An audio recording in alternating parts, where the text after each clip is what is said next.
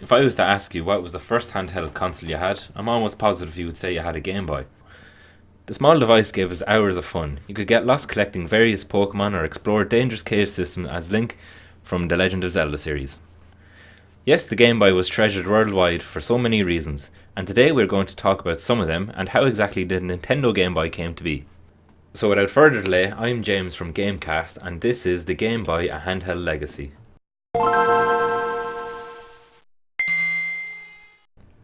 It may come as a surprise that the very first Nintendo Game Boy was released way back in Japan on the 21st of April, '89. The device was originally worked on by a number of Nintendo's research and development team, of which were the same staff who designed the Game & Watch series, as well as several popular games for the NES. There are a number of similar handheld gaming devices released around the time of the original Game Boy, but struggled to gain the same popularity as the Game Boy itself. Since the launch of the original Game Boy, a number of follow-up devices were released.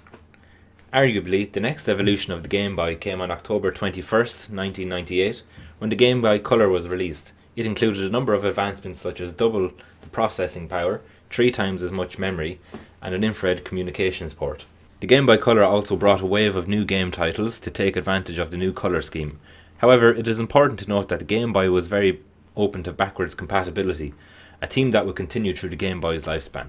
On the 21st of March 2001, we were shown the next step of the Game Boy.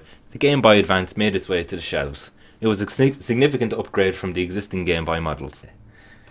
It included a Z80 processor and could accommodate games released on older models of the Game Boy.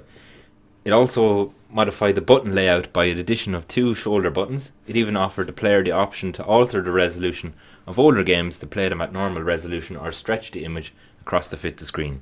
After the release of the Game Boy Advance, Nintendo officially ended the Game Boy line as they rolled forward towards the Nintendo DS. While it did suffer from graphical limitations, the Game Boy provided us with cult classics such as the Pokemon series. It could be argued that without the Game Boy, Pokemon would be nowhere near where it is in modern day culture. Picking up your Game Boy and attempting to catch them all attracted so many people to spend hours and hours staring at the device in hope of finally completing their Pokédex. The Legend of Zelda series.